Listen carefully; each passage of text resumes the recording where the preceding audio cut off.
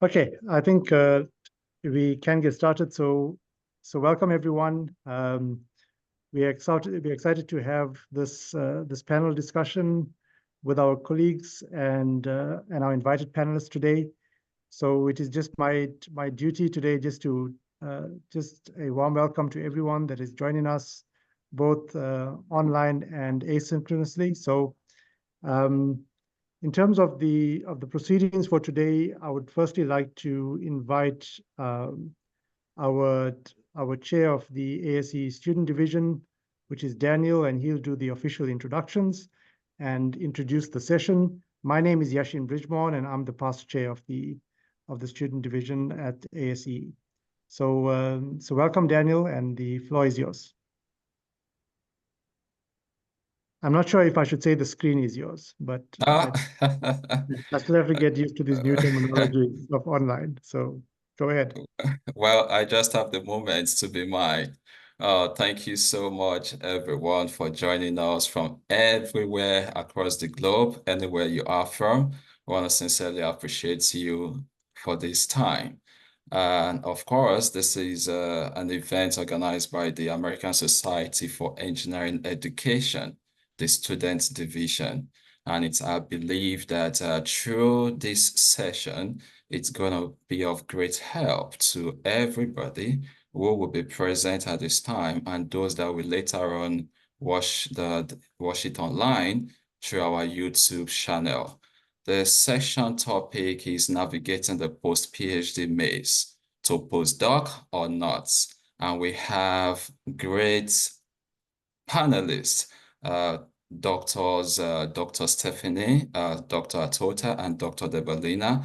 We want to sincerely appreciate you for your sacrifice, contribution, and support to the student division, and be rest assured that your commitment is well appreciated, and it's going to be of great benefit to the student community. So to all our audience in attendance now and later, we also want to sincerely appreciate you. We trust that this session will make sense and it's going to be so meaningful to you as you look ahead to a great discussion from our panelists. And so this section will as well be moderated by our able hands. So we want to welcome you all once again and see it fit to open the session. Once again, thank you.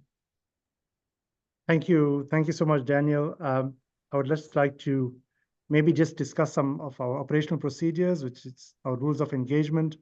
So anyone on the session, as well as in our WhatsApp groups, which we'll post now, could raise any questions at any time, but I think we will only use the chat functionality for that. The session will be moderated by Tridib, and he will be regulating the session and asking the panelists questions. Panelists also feel free to ask other panelists questions so we can have a more interactive type of dialogue amongst each other. That would be great. So we will have a session at the end where it will be an open session. So then participants could also engage directly by switching on their videos and unmuting. But during the session, we will only accommodate questions via the chat. So for now, over to you, Tridib. If you can moderate the session for us and introduce the panelists. Thank you so much. Yeah, thank you, Yashin. I am Tridib Shaha. I am a PhD student in electrical and computer engineering. Also doing research in engineering education at Purdue University. I will be graduating this summer, so very close, and I'm also be at the ASEE conference. Now on to the session. Today's topic that we're going to discuss is navigating the postdoc PhD maze to postdoc or not, right? So that's one of the major questions students towards the end of PhD thinks about if they want to do a postdoc or do they want to go directly for a job. So we have our three wonderful panelists. And I'm going to introduce them one by one. So starting with Dr. Debalina Maitra.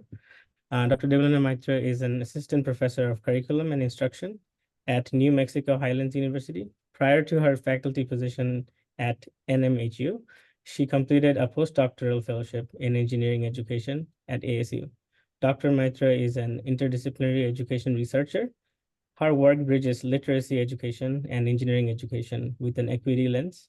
Her work is embedded within critical theories and they are transformational in nature.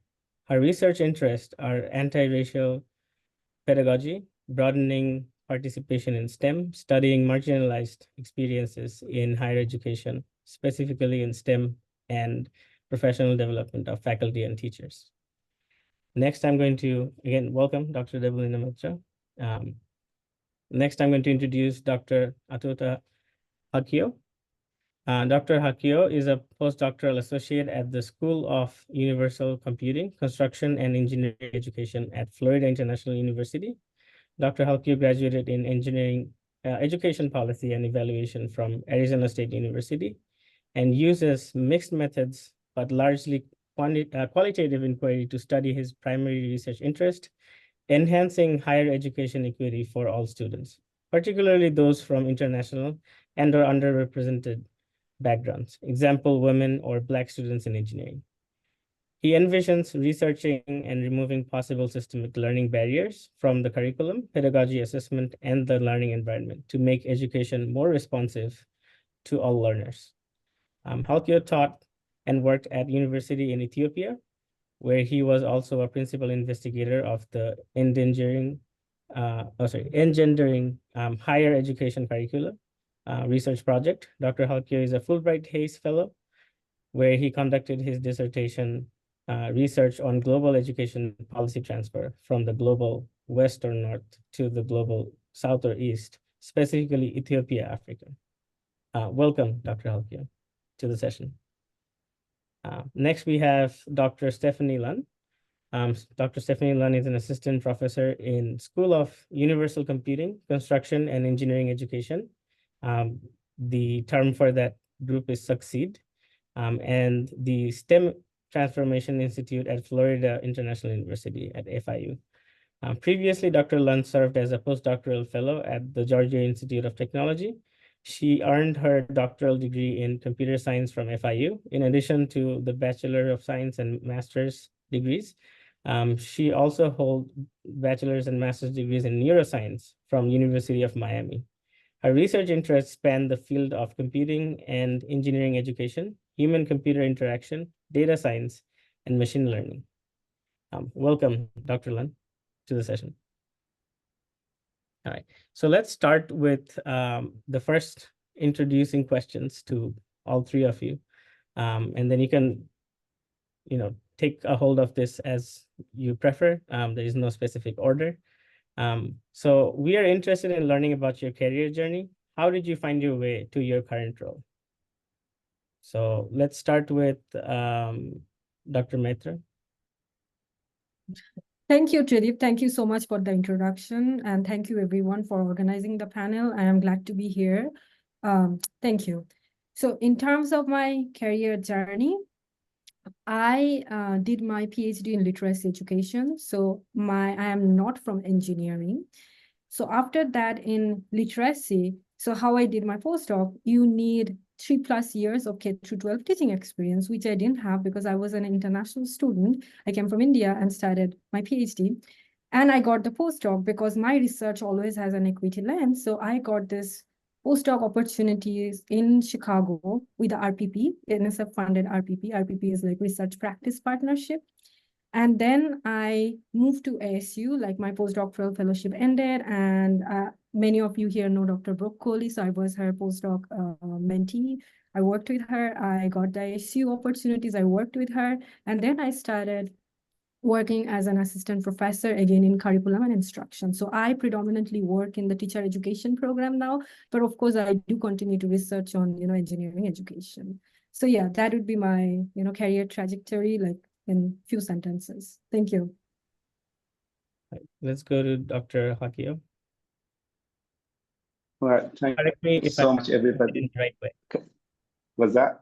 Please correct me if I'm saying it in the right pronunciation. Yeah, Atota Halkiyo, correct. Thank you, everybody, for providing me the opportunity and for organizing this panel. I think it's very important, especially for prospective doctoral students.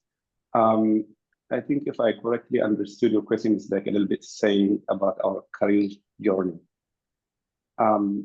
So basically, I was, once I was born and educated in Ethiopia, and I was working for some time as a university faculty in one of the universities in Ethiopia. Then I moved to the US during 2014. And basically, I became a US citizen. So US is my second home country. So I'm not looking forward to, going back to Ethiopia and resume my career working at university in Ethiopia. I rather planned to work in the US. My spouse is from the US, so my family is from the US now. I may work going back and forth between Ethiopia, Africa, and here kind of globally doing research, but primarily I will be now employed and will be working in the US higher education. So I decided to do my master's and PhD, in education policy at Arizona State University, because you need to have, a PhD to be working as a faculty or assistant professor in the US. So once I completed my PhD in the US, I started basically my postdoc kind of immediately. I can further explain why postdoc was, a nice choice, a good choice for me for us, I applied for assistant professor, but I basically wanted to resume my previous profession, basically working, teaching at university as a professor as well as a researcher. Dr. Lunn? Hi, everyone. So thank you for joining today. Thank you for hosting the panel. I appreciate all of you as well.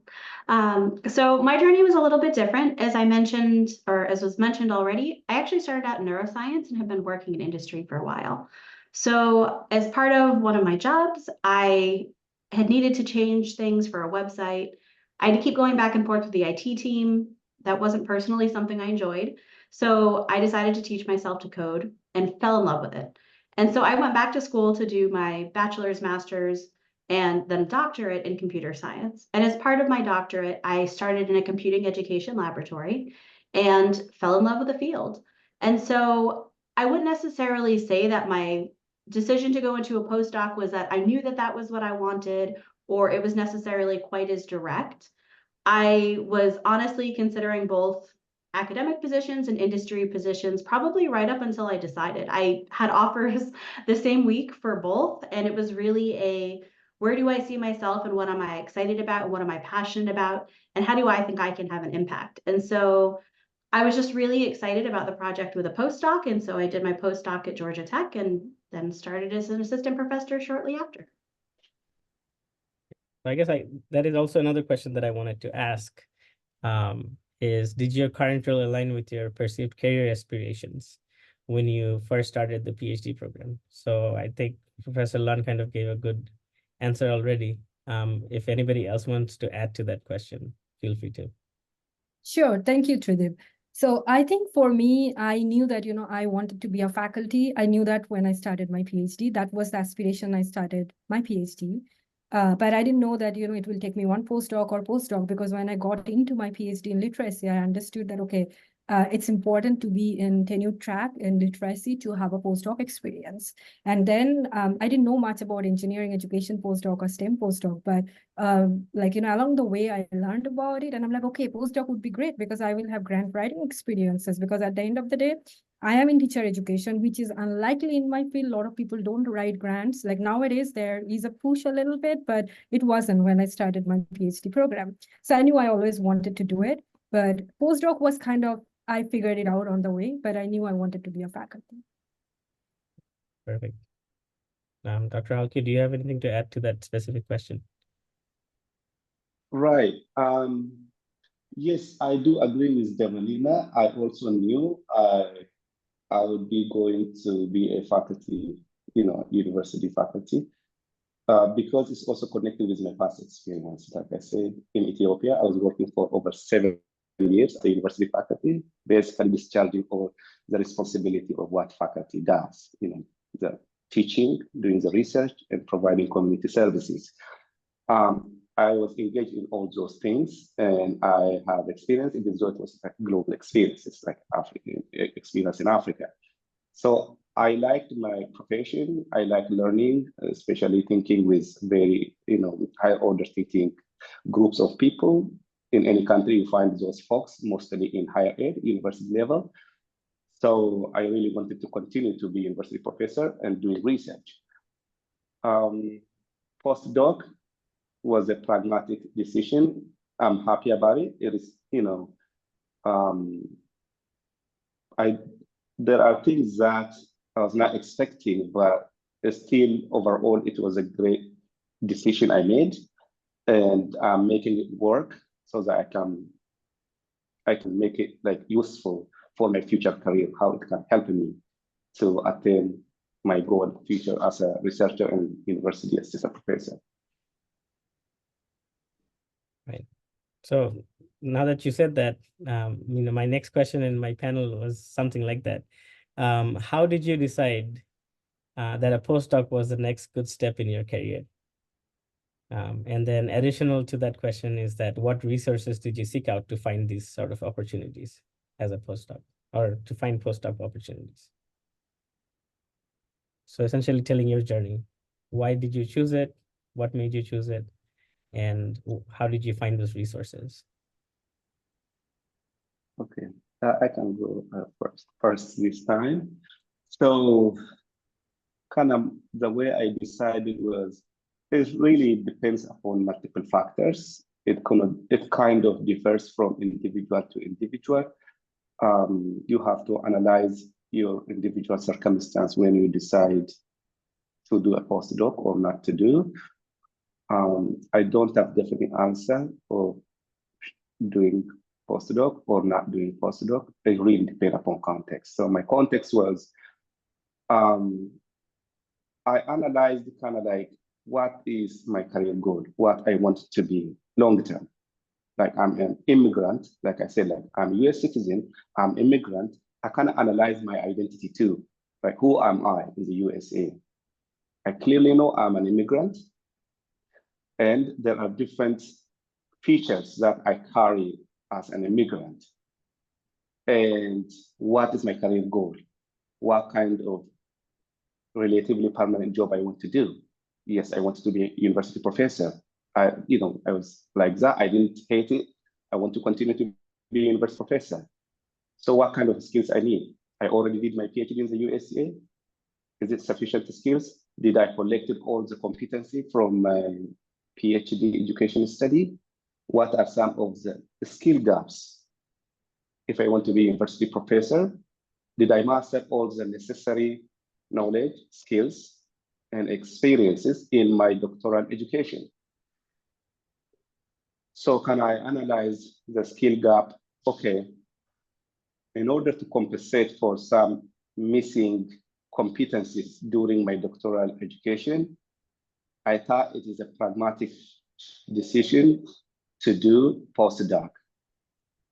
I did postdoc because I wanted to have more intensive experience of working in the USA, because USA is my second home country now. It's my new country.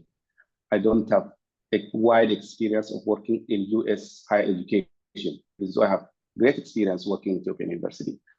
So before I directly just jump into being assistant professor at US universities, I thought I would learn more what US professors do. What are their roles and responsibilities in terms of research service, teaching? What are the tasks? I wanted to learn from the insider perspective. You can read literature, but I wanted to learn from a PI what actually folks do.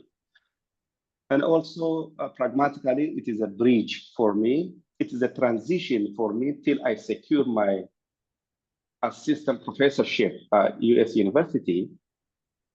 I wanted to use postdoc as a bridge, because I overheard that it's not advisable to have employment gap on your CV. You just graduated with a PhD. You can easily spend a year without working. Academic work, getting academic job takes time. It is seasonal. So in the meantime, I thought it's a good idea to do postdoc.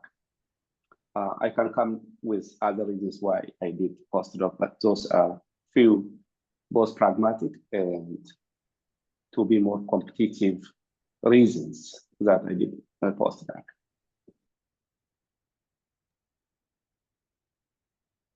So I can jump in next. I think it is a big decision, and obviously thinking about your career is not an easy thing to consider. So for everyone, there's a lot of different variables that may factor into it. And for me, I'm married. My husband has a job in South Florida. I knew that I would need to stay in South Florida. Our families are here. So that became a big part of the decision. And I know when I spoke with my advisor, she said, there's a few reasons why you may want to consider a postdoc. One of which may be something like you want to build up your professional publications before applying to a university position because it can be competitive. It can also be something as simple as, for me, I had done my bachelor's, master's, and doctorate, both from the same institution. So I wanted a little bit of institutional diversity and new experiences working with another institution before considering an academic position. And so that also played a role in considering, did I want to apply to a postdoc? And I think for me, it was a lot of those variables that drove me to seek, okay, so I know that I have done a lot of mixed methods work. Is there a new technique? And that was the other thing my advisor had suggested. Is there a new technique you would like to explore more, or you'd like to learn? Is there a new research area you'd like to get into? And so I think thinking about all of those different considerations, I had spent a great deal of time in computing education. And because my advisor came from an engineering education background, she tended to slant towards, we would apply to ASEE, we'd apply to Frontiers in Education. And so I got to know both communities, and I really began to appreciate the value that both could contribute to my understanding and my research. And so when considering opportunities, I thought that that would be a good way to explore. And as part of my doctoral journey, I actually did an internship with a research group called Sage Fox Consulting Group. And as part of that, we looked at, where is computing education occurring around the world? What institutions are doing it? Where do formal programs exist, if at all? The answer is there's not really formal programs in it. And thinking about different career pathways for students going forward. And so something that I thought was really interesting and exciting is the fact that this wasn't really something that did exist. It was more of a, you may exist in isolation in a computer science department or an engineering education department or an engineering department. And so I saw that it was an opportunity for a field that's going to continue to expand and continue to be needed, but I wanted to explore more. And so for me, I saw a postdoc as a good way to maybe learn some new techniques, to develop my own skills, and to just try a new institution and try to look at different approaches and ways of thinking about things in a way that maybe I hadn't been exposed to before. Thank you, Dr. Lunn. I guess the other question that I had in this is that, how did you find these resources to apply for a postdoc? So I will say that for me, I had been doing research pretty heavily. So I had looked at, as part of this internship, where do people go to get jobs? So I had gathered a list of resources of, maybe they gather them from SIGSE or ASEE, and there's all of these different professional networking sites and opportunities. I spoke to committee members and let them know, hey, I may be graduating in this time. This is what I'm planning to defend.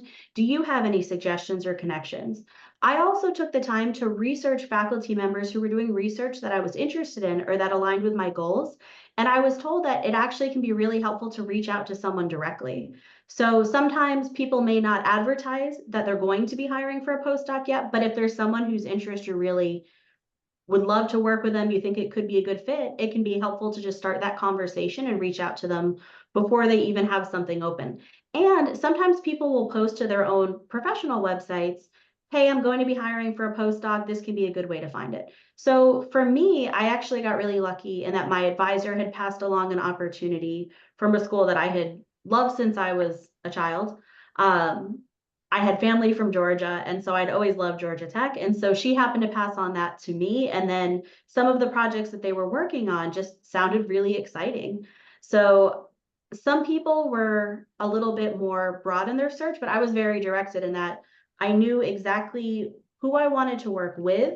And it was a very small subset of places that I applied to. And like I said, I applied in industry and in academia, knowing if it could work out, that could be wonderful, but I also know that it can be a very competitive process, and I wanted to have options in both. And then I figured I could see what would work out and figure out what I really wanted. So Dr. Lunn, how long was your postdoc journey? So I would say it was about a year and a half. And in part, it was almost as soon as I started in the postdoc position, it was a year-long position. And they told me I had the opportunity to extend it. But knowing how the academic hiring cycle works, because I had started, I defended in May, I started the new role in June. That one themselves. You don't need to remove anything. That thing was sent by somebody that was brought here by somebody you don't know. Apologies, we will get that muted. No worries. So knowing that you typically would start in fall of that year, it was like I started my journey and a few months later, I was already applying for the next academic cycle. And so I said to myself, again, it was very strategic in the schools that I had applied to. And I had opportunities that I knew to extend my postdoc if I wanted to, but I also figured this could be a good chance to apply for assistant professor positions when there happened to be an opening for the institution and department that I was interested in. Okay. And Dr. Maitra? Sure. So first question was, how did I find the postdoc, right? Or How did you decide? Like, what led you to decide to do the postdoc? Okay, yeah. So when I figured out, I was doing my PhD again, like in literacy education, and I knew I needed K through 12 experiences, at least 3 years, to be able to get a tenure track in literacy. And at the same time, I knew I started working on DEI because my work always has an anti-racist lens. And I knew I was at a PWI, predominantly white institution, getting my PhD. And I realized I was dealing with a lot of microaggression. I was the first international student in my department. And then I was talking to a lot of my friends and I realized, okay, those are the realities for, marginalized groups of students. And I wanted to take it for my research. That's like first year of my PhD. And I started taking that. And at the same time, I'm like, what would my career path be like? And I have always been interested in transdisciplinary scholarship because my bachelor's and master's are in psychology. Then I started doing my PhD in literacy ed. So I always had this, using different framework lens. And then I was like, okay, the postdoc would be wonderful opportunities. And I think Dr. Stephanie also kind of spotlighted on the points that will help you to build your publication, that will help you to work on different grants. You will know how to write grants. So I'm like, okay, wonderful, because then that is a great trajectory for my career. I know then if I do a great postdoc, then I'll land up in a faculty position. So then I got the position in Chicago, and it was just 12 months or 14 months of the fellowship, and I was on my OPT. Here, some of you know, I see some international students, optional optional training, something, right? Optional practicum training, probably. Yeah. So, and I got it for only 1 year because I was a non-STEM degree person. So, and then at the end, my organization did my O1, and around the same time, that was COVID time, the grant we wrote did not get funded. And then I started, so it was a little accidental how I found my next postdoc, which is the next question I'm more transitioning into. And I started looking for positions from different job sites, like, Chronicle of Higher Ed Jobs. ASW, I didn't know about it, but I came across and I knew there was a position in ASU. And already I have worked with the marginalized population a lot by that time, like, for my dissertation. For my first postdoc, even though it was very short, I focused on the Latinx students and the computer science pedagogy. So I built a little bit of STEM research background, and this was more engineering education. And I was very narrow while I was searching for my postdocs. I knew that my research has to only be on marginalized population. So there were not a lot of opportunities for that. And I came across with the ASU position and I applied, and eventually that happened. Right. Okay. So the next question that I have is, in your opinion, what would you say are the top 3 questions one should ask during an interview for a postdoc position?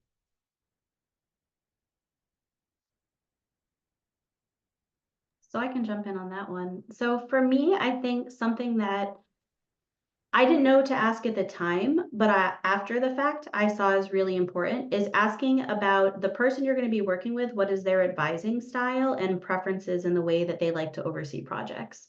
And this became particularly relevant for me in the context of I had someone who was very hands-on. They would want to meet regularly. They were very good about meeting deadlines. If they said they would do things, they did it. And I was able to get feedback And I found that really valuable for my professional development. Now, others that I saw that were in postdoctoral roles did not have that same level of guidance. They were kind of like, here's the project, take it on your own and run with it. And that style isn't one that I personally would have liked as much. So I also think that another great question that leads into is how much professional development is included in this role, or what may that look like in your mind? And so I know within my department, there happened to be a lot of postdocs that were all in the same laboratory at the same time. So they would teach us about different research methodologies. They would have constant discussions on different articles. We had an academic book club. We had all kinds of different things. We were there to support each other through the job search process, to read each other's materials. And having that community and support was really, really helpful. So I think postdoctoral fellowships are valuable for a number of reasons, but if you can get that professional development component, that's another thing that can be really helpful. And particularly if they have a plan for what that can look like, that will help you to know that this is what you're getting yourself into. And I think it's also important just to ask transparently, where do you see this project going in the future? And how long do you envision it? You know, what do you picture the structure to be like? Because sometimes in a job posting, it tends to be very vague, but they usually have a defined grant period. They have very clear deadlines in mind for when they plan to achieve certain things. And you need to make sure too, if you are going to say, hey, I know that I am really going to be trying to look for an academic, you know, maybe an assistant professor position next year, am I going to leave them in the middle of this project? And thinking about all of that as you're going into it will help you to plan, but also will help you to just make sure that you can meet everything that they're looking for so that it's a mutually good fit.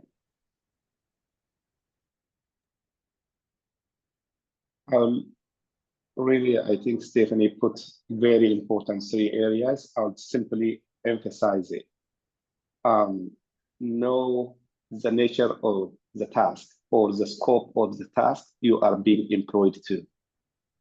Of course, they can put up on, on job posts, you can read it, but it's a good idea to make your interviewer, which usually is a PI, who is, sometimes you have been hired as a PI, make them articulate orally what is the scope, what you will be doing actually, what is the scope of the work.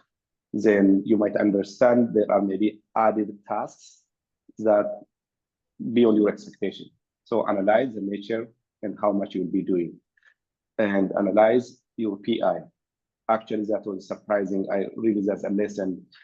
I was simply genuinely looking for a job, postdoc position, but I didn't take into account you have to analyze different aspects of your PI, the person you will be working for or with, the personality, work style, all kind of things. You got to use the interview opportunity to explore that directly or indirectly. Analyzing the PI, analyzing the task you'll be working on, the professional development. Basically, I'm emphasizing, Stephanie already said it. It is a good idea to be proactively engaged in your professional development. Not all PI cares about your professional development. So it's a good idea to ask upfront and see the attitudes of the PI towards your development. You have a goal when you do the postdoc. Postdoc is just a temporary job. It's a transition, it's a bridge for you to be a researcher or to be an assistant professor or to go to industry or NGO. You'll be there for just some time. You need to professionally develop yourself. What kind of things or attitudes or any framework that the PI has got for you. I think those are very important areas. Right. Dr. Maitra? Sure. So as Atu, I know Atu, so I call him Atu, highlighted the point that, it's important. We know that this is a short-term position. It's more like an interim position, and it's a very high-pressure position as well, right? So I think it's important to understand the work style, how this person works, because I have worked with people who are extremely methodical. They have everything planned versus I have seen people who are not that planned. And that's okay. Everybody doesn't have to be planned, but understanding the way they work and can I fit into their work style? Then the values, I think that's more important than work style. What are the things they value? Do they value impact? In my field, I really care for creating impact. I really care for, not because I work with the marginalized population who are kind of hidden in education in different ways. So not just extracting, do we really care for them? Are they just my participants or they are my co-constructor, community members? Am I learning with them as well? So I think having that understanding, truly care for the issues. So that mattered to me a lot. And then, professional ethics as well, like, publications, brand, like, what would be the order for publication, who would be first authored and when, and then, grant writing, what would be the portions that I would be writing? I think those are important to kind of discuss the, intellectual labor before you start.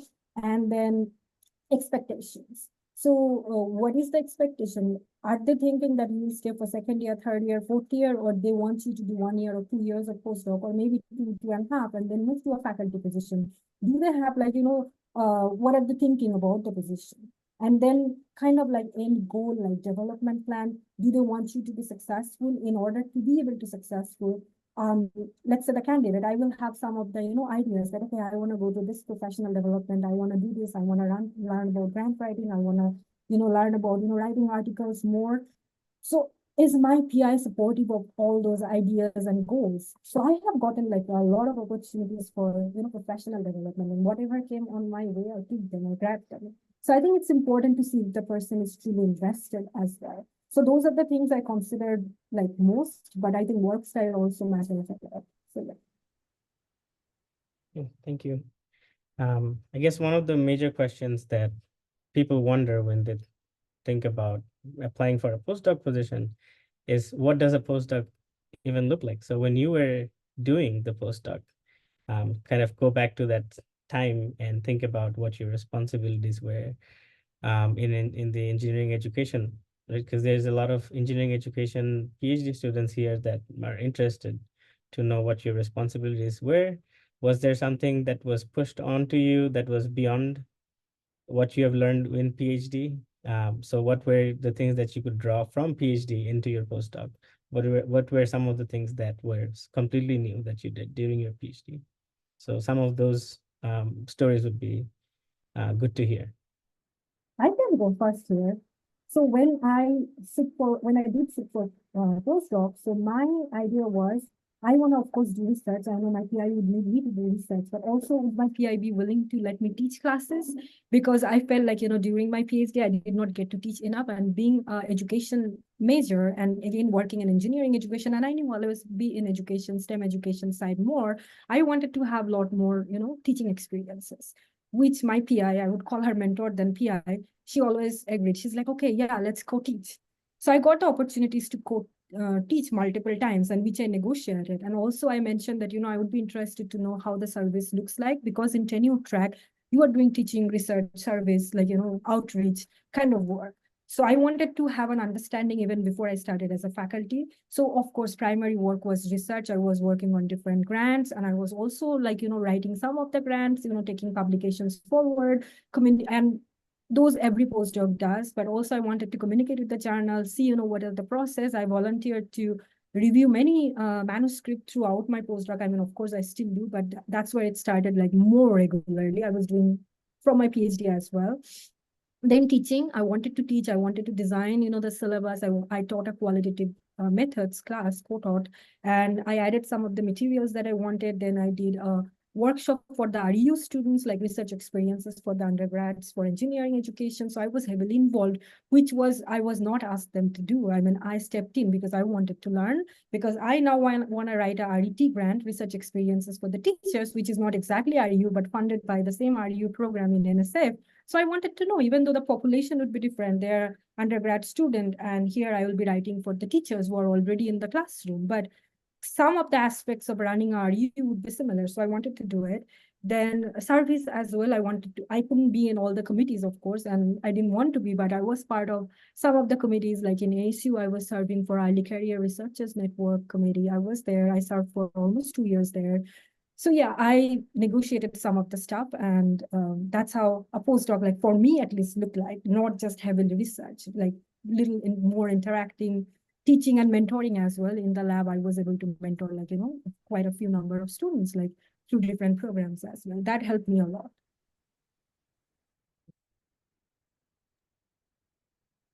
So I can go next. So my postdoc was probably less traditional because it happened during pandemic. So one of the things that came up was, and this is something that those of you who are considering a postdoc should know, is that because it was a one-year position, like I said, I had an offer for an industry position and an academic position the same week. I'm going to be honest, my husband wasn't thrilled about the idea of me leaving him for a year. And so I was prepared to turn down the postdoc, and I had a conversation with a person who made me the offer that as much as I loved it, I was going to turn it down because I didn't want to leave my husband. And it came up that she would be willing to let me work remotely. And so I agreed that I would come every month or every other month. I would be able to meet the responsibilities of what was needed. We set out a very clear plan. I tend to work many hours anyway, and I don't have a problem getting tasks completed, whereas I know some people prefer to go in person and prefer to have, you know, a lab space where they're going and seeing people. But for me, it worked out really well. And I would agree, I'd go, you know, whenever I was doing interviews or observations, I could go for a week at a time, and I would be able to go and get that experience on campus. So as a result of that, we would still have regular meetings. I think by the end of it, I want to say it had like 8 publications or something that came out of it, but we had a very scope plan. And before I'd even started, I had been starting with a systematic literature review. I began the process trying to understand the literature, knowing that the project scope was going to be really critical to first identify where there were gaps in the field. So my topic was about trying to cultivate empathy throughout the biomedical engineering curriculum, and particularly with a focus on story-driven learning. So there was a couple of different components to it, but the first part of this was this massive systematic literature review where I had started off with like 10,000 papers and distilled them down.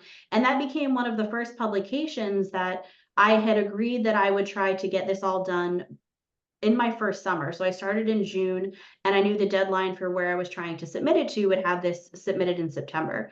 So with that in mind, there was a lot of other steps in the process where I knew, you know, as that was going in, I was also conducting interviews for a journal article to get started on the next component of it, trying to understand the faculty perspectives around imparting and infusing empathy into the biomedical engineering curriculum and what that could look like.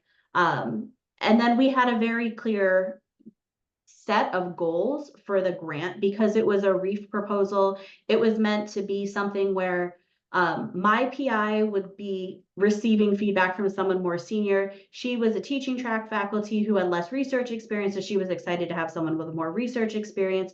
So it meant that I had the opportunity to really kind of run with all the things that I wanted to do on it, which was fantastic. But it also meant, you know, like I said, I was able to go there in person and then get the experience with the other postdocs. There were other postdocs who were also remote at the time. And so we found different ways to try to build a community throughout the experience. But it wasn't necessarily I'm in person and I'm working in this lab and I'm there all the time in the same way that some people may have a postdoc experience.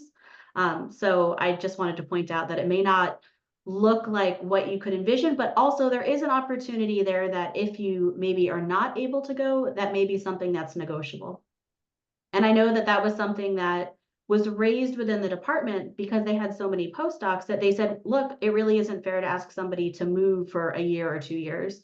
And so I think there are faculty who are aware of that and what that could mean for people and uprooting individuals. So that could be something to explore for those of you who are worried that you couldn't do a postdoc because it would mean that you would have to leave. Thank you. Yeah, I can go next. So I shared some of the items that is shared by Stephanie and Debalina. The tasks that you'll be doing as postdoc really generally depends again upon different factors. It depends upon you, how much you are motivated to do more, to diversify, to engage yourself with different kinds of tasks, depending upon the skill set you want to develop. It depends upon your PI, the person you are working with. Debalina said, what is the value of the PI? Does the PI really like you to excel, to develop multiple skill sets, to diversify your skill set, or only hires you to do his or her postdoc job? And also the availability of opportunities or the amount of grants that the PI has, you know, all this kind of like defines how much and with what kind of tasks you'll be doing or engaged in doing a postdoc. But generally, I found like being a research assistant at university during doctoral time, you have research assistant, you have GRA, and you have a TA, and maybe service assistantships. Postdoc has got like the miscellaneous aspect of all these. There are things that you were doing as a graduate research assistant, you were mostly doing research. As a postdoc, you might be mostly doing research. You can find those tasks. As a TA, when you were doing doctoral education time, you were helping as a TA, you were teaching. Also, depending upon the nature of the postdoc position posted, or you agree with your PI, or if your PI really like wanted you to participate in teaching too, or if you're interested to maximize or develop teaching skills, you might be allowed to help in teaching too. So there's an element of teaching assistantship too. And service, different kinds of services. Like I was mentoring, for example, grad students. Obviously, primarily I was doing the research because that is what the postdoc position says. When I was employed, I was doing the research. I was helping in doing the research. I was interviewing faculty. I was doing classroom observation of when engineering faculty teaches. I was, analyzing, conducting survey, student survey. I was mostly helping with research. And I was also observing classroom teaching while my PI was teaching.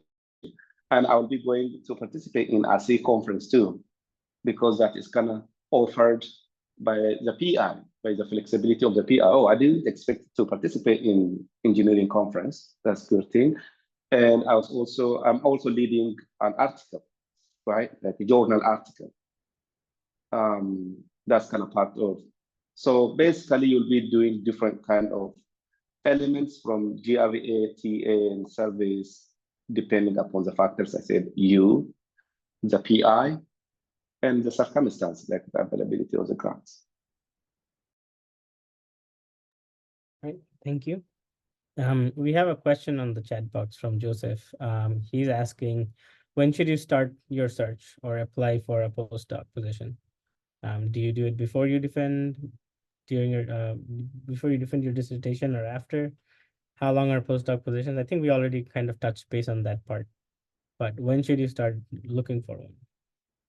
So I'll say it really depends. So first off, the question is, if you're looking for an academic position, and some people don't do a postdoc. So it's important to note, if you don't do a postdoc, the academic hiring cycle is going to be in the fall of the year prior. So be aware that if you are interested in that, I know some people who apply for both postdocs and assistant professor positions, and I know I'm going to defend at this time, but if you don't apply in this cycle, you're not going to be considered.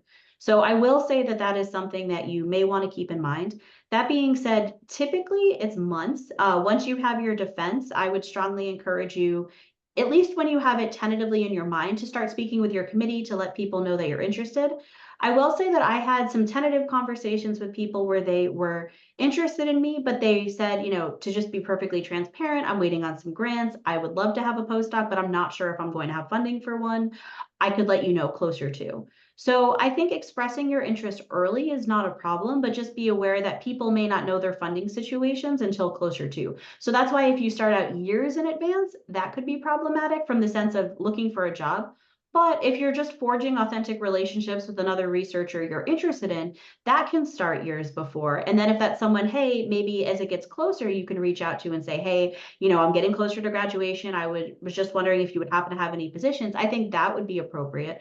But I probably wouldn't start, asking them, hey, I just did my qualifying exam or comprehensive exams, and now I'm thinking about a job in a couple of years. What have you got open? Because I don't think people will necessarily know that far in advance, but yeah, typically months.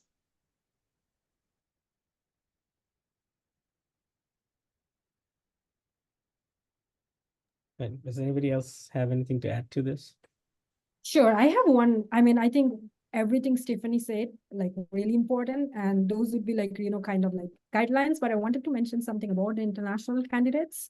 So for international candidates, we have to think about, applying for the work permit as well, right? So PT and even if your institution is getting you H-1B, J-1, O-1, there are different kind of visas. So those takes like, months, or even if they're going to do it, if they're going to do that, they're doing a premium processing, regular processing. So I think that's why it's important that, before you defend, when you know that, at least few months before, like 3-4 months before you defend, you think about, starting building this relationship, because after you defend, many of you might not officially graduate, right? Like you defended, but still maybe you are taking a dissertation credit, or you are graduating next semester. You haven't applied for OPT. So you can hold those plans as well, like, so that you get more time to buy. Not you are ready, you can get the job, but also there are a lot of things that need to fall into places in order to be able to start the job. And then maybe you can reach out and see about the position. So that could be one of the good strategies, like, few months before your actual defense. Right. This is a really great point, because I'm going through something similar myself as well, since I'm closer to graduation. And so that happened to me. That's why. right. And I'm going to tell one thing here is because you don't really need to graduate a PhD to go for OPT. So if you have a postdoc position, feel free to apply for OPT way in advance. As long as your coursework is done for the PhD, you should be able to do that. And that's what the international law says and the immigration law says. As long as you're done with your dissertation within your OPT time, you're good to go. But that is also another conversation you should have with your professor. Is they're okay with you doing that while you're in postdoc, right? So that's something that I wanted to add to this as an international student myself. Yeah, and one point I want to add, Tridib, that happened to me. So that's why I want to make, a caution to everybody. So one of the positions, it was a postdoc position while I was looking for postdoc. My first postdoc just ended, and then I needed another postdoc, and almost COVID was starting around that time. So I got through a position, and then I was offered the position and literally signed the offer letter. And then I told them that I needed immigration. They said, no problem. It's a state-funded university, a great institution. But then I got to know the search committee chair, she's like, we're trying to make it work. But for some reason, our university changed the policy for immigration. Now they're doing only immigration for the faculties, not for the postdocs anymore. That was a very shocking news for me, because I knew that job got confirmed. And when I started, they knew that, I'm an immigrant, I needed it. And the search committee chair and whole search committee, they thought it's not a big deal. They will make it work. They were talking to the dean as well. I know, because I got a call from dean as well. So it did not work out. So that's something to always think about. And I don't want to create a panic, but that's something I always consider. Okay, I talked about immigration, but would it work out till the end? Like, are they able to do it? Because there are even smaller institutions, they don't have their own immigration, so they hire another immigration firm. So things get really delayed, and I have experienced that quite a few times. That I'm like really panicked, and it's taking a long time. They filed on the last day. I am a case for them, but for me, it's like my whole life, my career. So yeah, that's something always. I think that's why taking the time is important, especially for the international candidates. Right. I can also emphasize for international candidates, what Debalina has been saying is very important. For example, as an international student or a person who's, who has no paper to live in this country, you might use postdoc also strategically as a transition, right? Not just you are doing postdoc to increase your skills, to be a nice professor and such in the future, but also to extend the life of your visa or paper. For example, I said I'm a US citizen, but my brother is doing a PhD. He's being graduated in engineering education. He has no paper currently. So I advise him to apply for such opportunity as a postdoc or different fellowships as a way even to extend the F1 visa. I think most international student visa is F1 visa, if I'm not mistaken. So that visa, you will be out of status soon. You shouldn't wait till last minute. So you don't have to probably even be choosy if you don't have option to postdoc. Just maybe get a postdoc to have a paper so that you can choose later on. Also, as a good culture, applying a little bit earlier is also good, whether you are international student or domestic. In the US, folks apply things in advance. Like in Ethiopia, we graduate, we apply, we get a job. In the US, like Stephanie said, particularly if you are considering academic job, it is seasonal. Once you miss this fall, you have to kind of wait a year till it comes back. So start applying a little bit early, so not too early, maybe when you are defending your dissertation.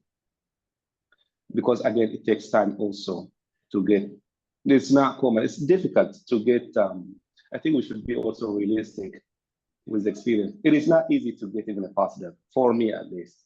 As a person with international background, there are different things that might affect. I can see few international students here too. Things are not easy. You get through connections. If you have established some connections through advisors, through people you've been working for as a TA, as a GRA, those are very helpful. Otherwise, you simply keep like looking for a position and you keep applying, you know you kind of qualify and you get confused, you don't get it. So it is a good idea to start a little bit early to have that time. Thank you. We have a question from Yashin. Are postdocs like post-qualification internships for doctoral students? What are some differences between this and internships? Are there internship options for engineering education research students in academia? And I think he also wanted to ask all of you, what are some of the things that a postdoc student should focus on in the first few months as they start their postdoc? So.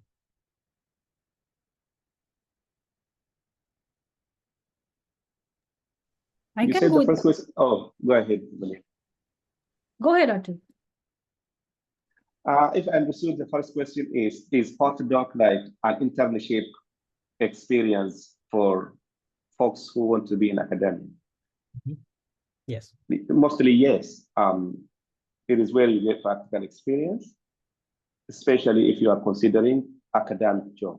If you want to be an assistant professor in the future, postdoc is where you exercise your skills of being an assistant professor. What does an assistant professor do? They do the teaching. If you get the opportunity of teaching, helping with classroom delivery, you'll be practicing teaching. If you miss teaching during, doctoral study, if you are not teaching assistant, or if you didn't work as a teacher in the past, good opportunity to practice teaching while you are helping the PI. Research, as assistant professor, you'll be mostly doing research in the USA. Of course, it depends upon the institution. There are institutions that focus research intensive, teaching intensive, both. But you'll be doing research, you are practicing doing research. You are actually doing the interview, you are actually doing the survey, you are analyzing, you are reading journal article. In that sense, it's like an internship, right, for industry. This one for academia, you are practicing how to be an independent researcher. Can you lead collecting data collection? Can you manage the data, organizing it? Can you put together and make an argument, findings, lead in journal article? You'll be also, mentoring graduate students, because as an assistant professor, you will be an advisor, thesis advisor or dissertation advisor. So you should learn how to work with grad students. If you get the opportunity during postdoc, you'll be practicing those. So in that sense, it's really a great internship. Depending upon if you get all these opportunity to practice, if the PI allows, or if the nature of the postdoc task allows, and if you wanted to do it, if you are lacking those skills. I think in that sense, I consider it particularly for academia, Joe. I forget the second part of the question. In this specific context, is postdoc the only option a PhD student have to do the same thing, or are there other positions that are not named postdoc that they can also apply for that does something similar? Debalina, you might go there. I was going to say, so I know that industry may have postdoc positions, and I've actually seen them still called postdoctoral positions, or it may be called like postdoctoral research or things, but it doesn't have to be with an academic institution. So that is an option that you could potentially do something in industry that's more research focused. And again, it's just like in academic positions where you could have a teaching track position, I mean, typically a postdoctoral fellowship may be more research focused, but that doesn't mean that there couldn't be a huge teaching component too. I know that was something that was asked of me in mine. Would you like to teach? Would you like to gain some practical experience? So for example, I would shadow a professor teaching a very unique class for an entire semester because it was a good opportunity for me to kind of learn about their approach, learn about some new ways of covering this kind of material, learn from what, how I could lead the class. And so that was also a really valuable experience. But that being said, if you say, I would like to do maybe an industry postdoc and then reconsider, I wouldn't necessarily say it's an internship. The thing to consider is it is often shorter than, a position that is going to work in perpetuity. So typically they're anywhere from like 1 to, I've heard 2 or even 3 years. And then if some people, and depending on the field, you may do multiple postdocs. So it's really just a matter of how much experience you'd like to get. Is there additional techniques you'd like to learn?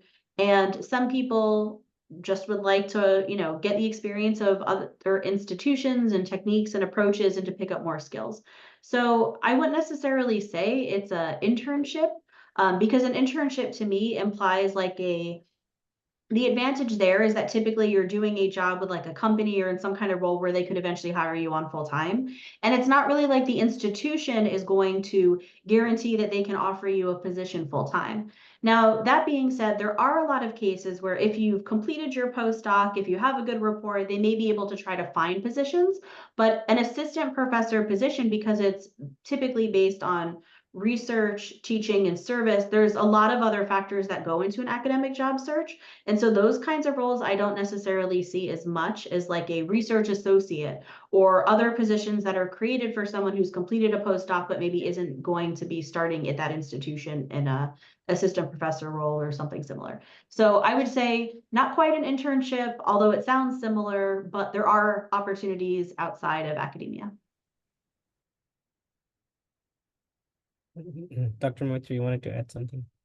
No, I think that those were the points I wanted to say, and Stephanie already mentioned. So yeah, I see the difference between internship, and I don't have a lot of experiences with, outside of academia, and Stephanie is the best person for that.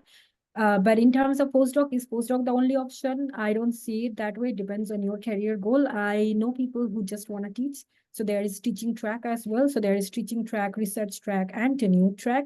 And in tenure track is a distribution of teaching, research, or research, teaching, and services. And sometimes, I have seen in field like agriculture, natural resources, for them, outreach is very important. It's like intertwined with their research and outreach.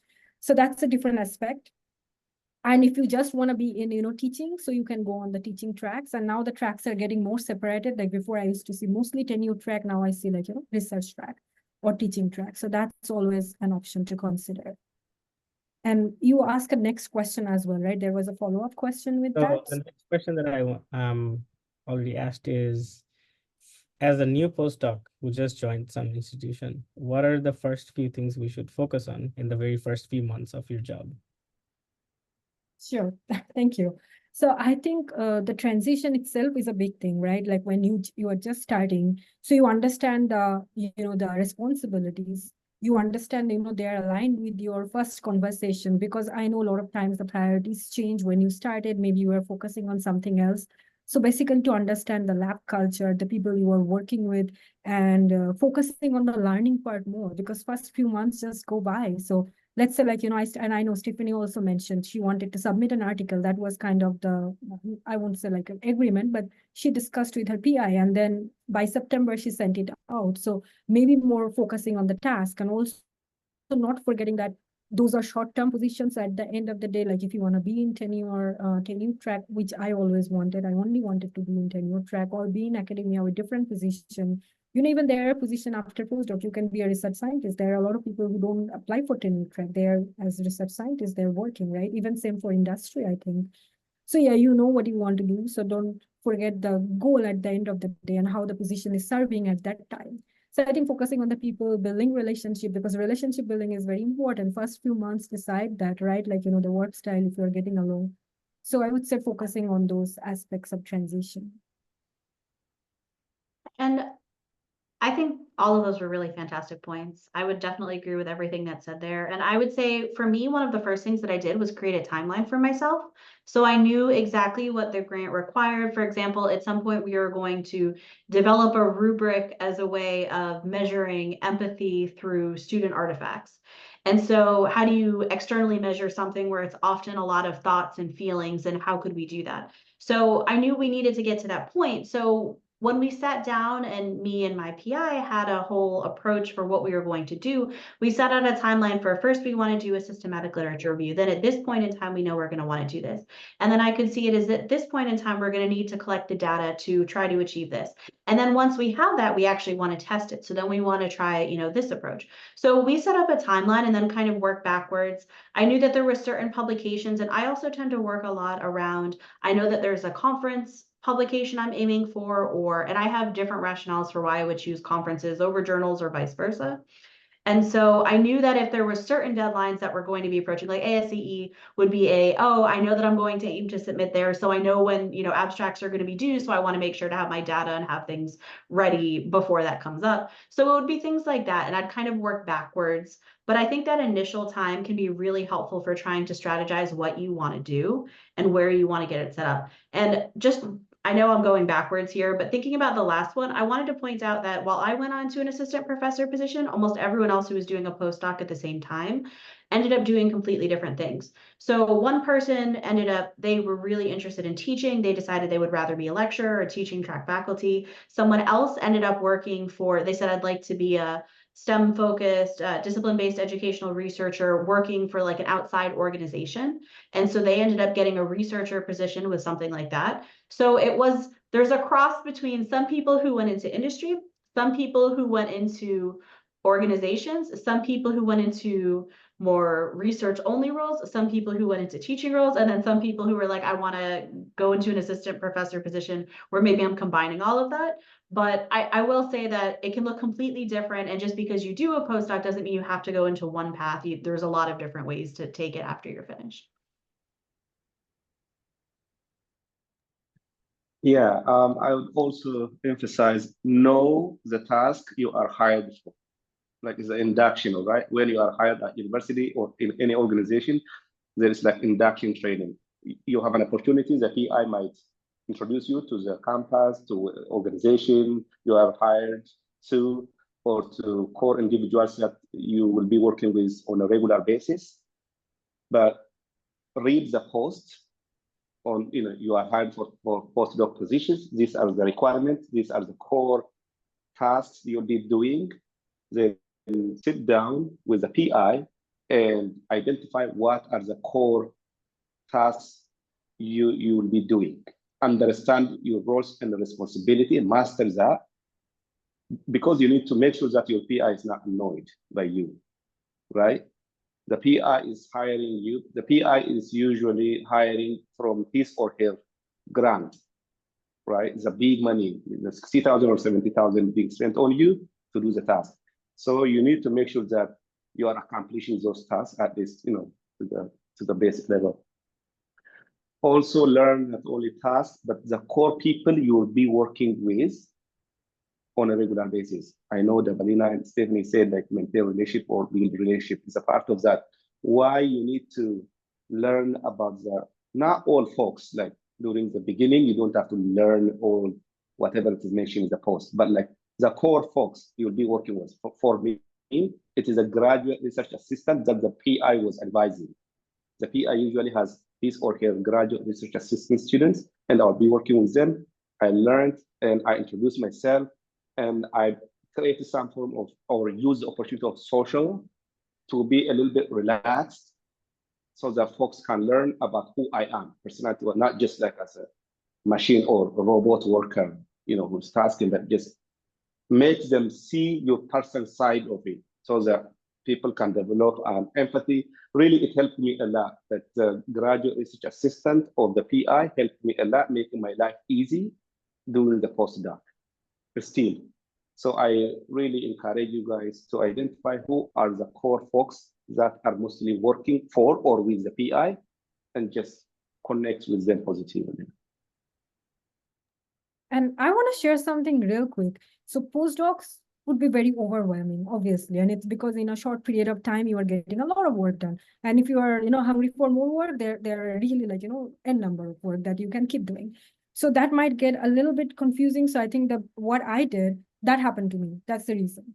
So I created a priority, Excel kind of Excel, timeline-wise Excel sheet. And there I asked my advisor, what are the most important work you want me to do in next, 7 days, 10 days, then one is for a month, then 2 months, then, what are the long-term priorities? So I created that so that I knew we always talked about it, what are the most important things, but when there is so much going on, and which happened with our lab, and I was very excited about it and I loved it, but how do I prioritize? So I had this, the Excel, and that helped me a lot to stay focused that, okay, I need to focus more on this particular manuscript. Then REU students are coming. Those are just for example, those two are my most important priorities. Then, okay, the work that I want to do with the faculty development, which I was interviewing faculty sporadically in ASU, trying to see, how can engineering be more inclusive? What are the practices they are already doing? So, okay, that can take few months, 3-4 months. It's okay. So I think that helped me a lot.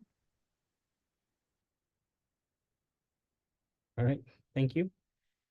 Since we're running closer to our end time, we're going to move into the advice section.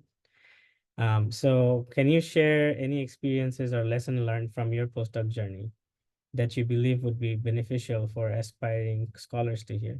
Or you can also think of it as if you can time travel and tell yourself some things that you've learned on the postdoc journey that would have been really great to know ahead of time. Feel free to share those lessons. Let me go first. So I thought postdoctoral position is kind of one kind of position. I feel like it's more than there are different kinds of postdoctoral position. For example, depending upon who is funding, for example, most of postdoctoral positions seems to be funded by individual faculty members, senior faculty members who are the PI. They have projects, and they find the. So basically, it seems like partly you are being hired by a person. You are an employee of a person. So really, you should be working for that person.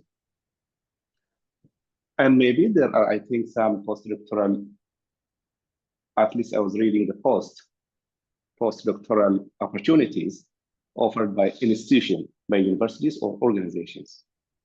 If, for example, for a particular institution is hiring a cadre of postdoctoral students, a group of postdoctoral scholars to make them a minority faculty, right? To expand, minority faculty in the future. And in just rather than simply hiring a solo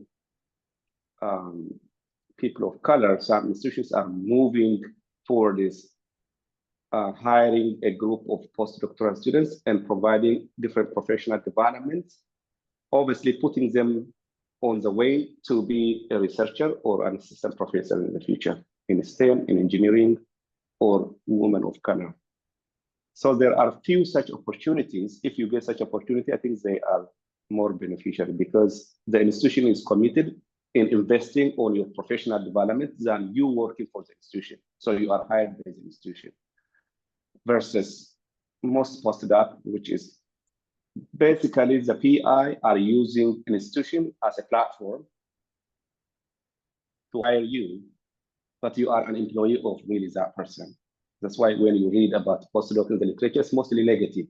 You're like a secretary or front desk worker of a person. So which one is better? So if you, before it is too late, I didn't know that such exists. Maybe look for postdoctoral positions that are offered maybe by National Science Foundation, postdoctoral position grants, so that you can actually do your own research. You can explore your own topic instead of exploring the topic of the PI. Or look for the institutions that are offering similar things. I didn't know there are different kinds of postdoc opportunities. And I didn't know also the respect and the benefit is complicated. I felt in a way sometimes I was more respected during my GRE time. Before you are graduated, you have graduate research assistant, or teaching assistant. In a way, the university that you are attending has the responsibility to give all doctoral students the graduate research assistantship or teaching assistantship to support their doctoral position. But once you are graduated, that's up to you. So if you are hired as postdoc, you are the employee of the PI, so the possibility of being fired or being criticized or evaluated is high. In a way, you can have different kinds of challenges. So know those things in advance. And I think Debalina and Stephen has more experience in this since they did the whole time. I have been only 5 years in my postdoc.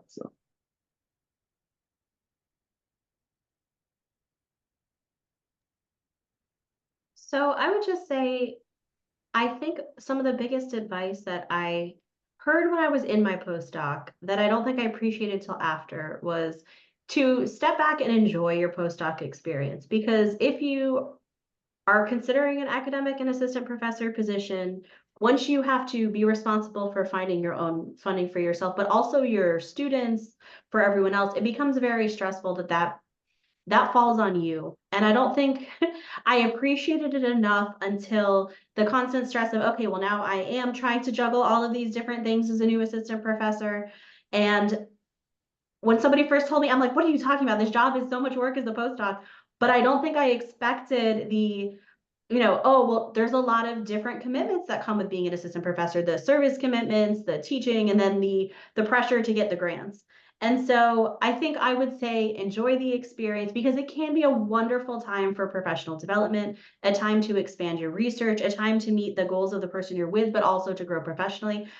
I would say that I actually didn't necessarily have less respect. I felt like at our institution, we were treated like faculty and were given more respect because we had our doctorate. I was treated like a colleague from the PI. Instead of feeling like a graduate student that was working for someone, it felt like we were more colleagues that were just excited about developing research and innovating on new ways to enhance the curriculum. And so I really enjoy that. I still keep in touch with that person. We still have regular catch-up meetings. And so I would just say enjoy the experience. I think it can look very different for everyone, but finding one that's a good fit for you is really important.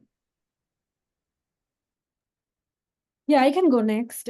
So when I searched for the postdoc, I knew that, my PI or mentor that I'll be working with, she really believed in the cause and she was also truly invested. And for the first round on an interview, you don't know that. But obviously, when I started working with her, I saw, she's like allocating more resources to me. Okay, do you need a writing coach? So she was having a writing coach and she gave me I had a session with a writing coach for I think I had quite a few number of sessions, like at least 5-6 sessions, and that was really helpful. We all know how to write an academic article, but how to prioritize, how do you match with the expectations with the journal so that it's accepted faster when you're working with 5 or 6 different manuscripts? How do you prioritize that manuscript and still complete it within the timeline? So those were like really life lessons and helped me a lot. And I understood that my mentor really wants me to be successful.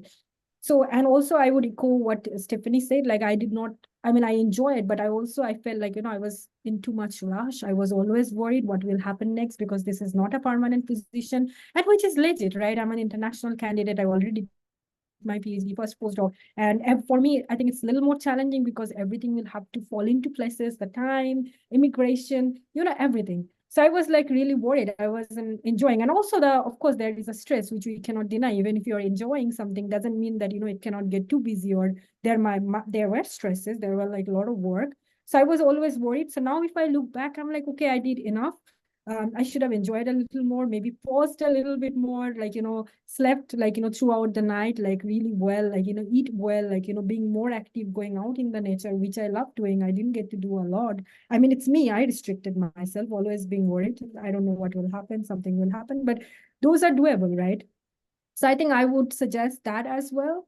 And also, when you know that those people are really invested, you have great network. So use that opportunity to expand your network, meet different people, serve for different committees, try to work with other faculties as well. And I think Atu also raised this point, being a woman of color, coming from international background, it's harder with the people who are with different, intersectional marginalized identities. So people who are on the margin, it's harder for them. So that way I didn't do anything to find this postdoc. Like, it just happened to me. Like, I applied, of course, I tried for it, but I felt like I truly belong because I connected with a lot of mentors who are mostly women of color, and I felt like great. And then my network just kept expanding, and now I do have lifelong friendships with them. Something going wrong, I need an advice, I always reach out to them. And so I think focusing on that part, like more of the quality, and I love that. I don't think I want to change anything. But I would like to, I wish I had more. I knew what I wanted out of it, but I wish I had more of. I have seen people doing it later, like, 6 months plan or first year plan. So they want to achieve all of it. I had it in my mind, but I wish I have documented it with my PI. Like, okay, what are our goals, in the first year? And then maybe another year, I did a little over 2 years postdoc. So what is the goal for the next year? And then how do I finally transition to a faculty member? So yeah. So within our listeners and that are present in the Zoom meeting, is there anybody who wants to ask the panel any questions directly? Feel free to unmute and ask any questions. Otherwise, I think we have one more questions, and then I will hand it over to Daniel for closing comments.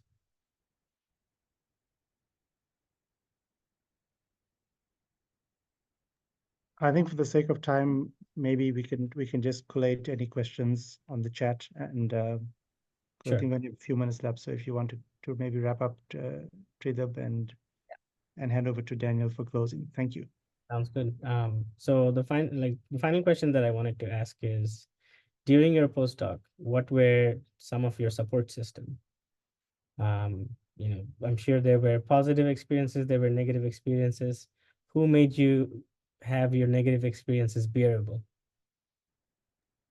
I can go for this one first. I think, any experience, as you said, it's wholesome. At least that's how I see life. Like, everything would not be just, great. It cannot be. There will be some, things that will be a little sour. But to be very honest, like, I had a great rapport with my PI, my mentor. Again, I don't like the word PI. I call her my mentor. So I think she was like, it might sound a little weird, but it was like, whenever there will be some encounter, like, a little bit of issues, I would reach out. And also, I made a lot of network when I was at ASEE doing my postdoc, and some of them were, collaborators of my mentor, and that's how I met Atu also, by the way. So I know that I have this working relationship. Even I can ask Atu a question, okay, and then the next, generation, I would say generation, the people who are starting their PhD or in their second, third year of PhD, trying to be faculty, now they reach out to me like, can we have a session? Can you help me with the material? I'm like, sure. So I think that helped me. I had great network of mentors, formal mentors, informal mentors, and peer mentors as well. Peer mentors, they're very important. So all my job material, when I was looking for job, and I was on job market in 2022, and in 2023, I started, again, academic cycles are from October to, around this time they close. So so all my peer mentors, they have looked at my material, gave me feedback. That helped a lot. I know I'm talking about the professional context only. Also in general, if something, and I had a personal situation, I had a loss, personal loss. All my mentors reached out to me. They were there with me throughout.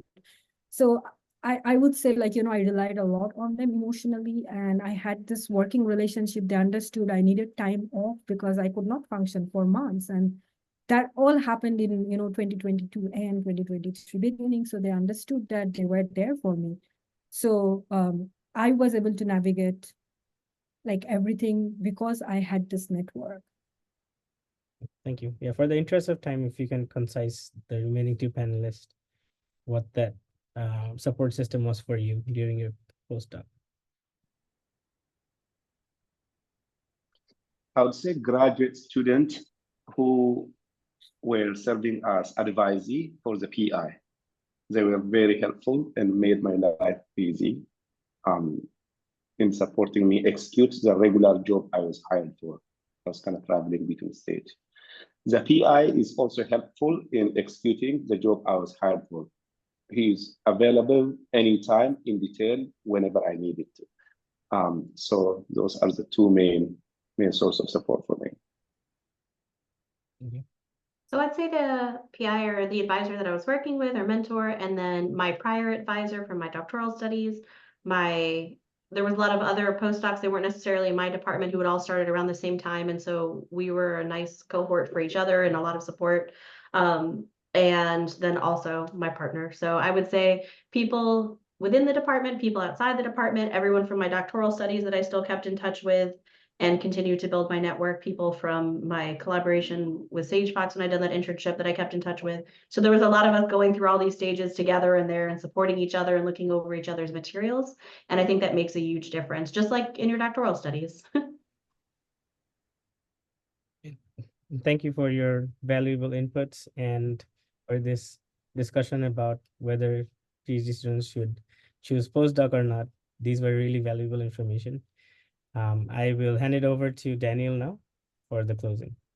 Thank you again.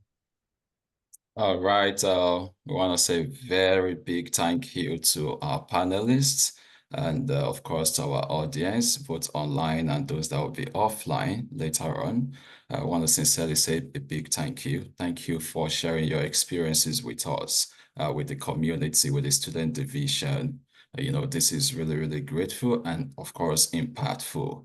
And to our audience and those that will listen later on, there is an opportunity for you all as a graduate student to join the American Society for Engineering Education Student Division.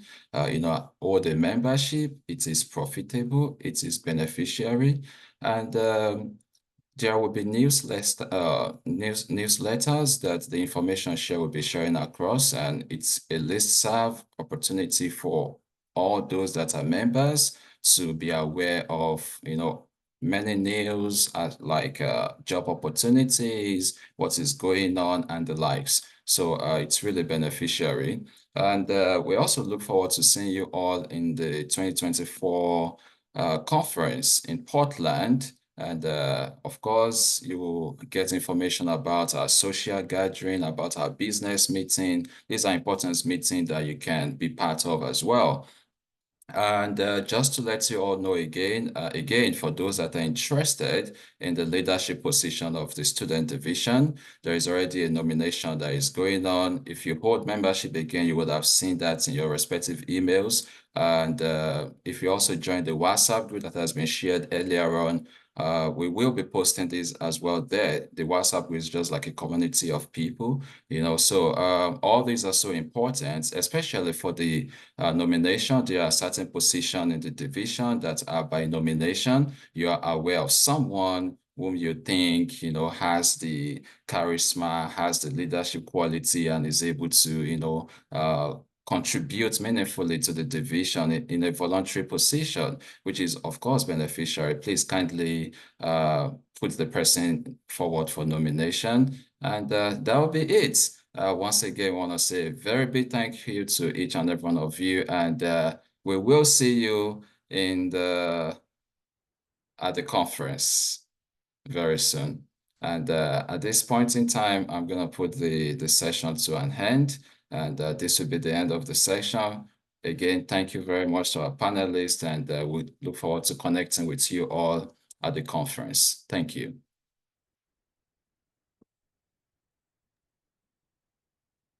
Thanks, everyone. Thank you.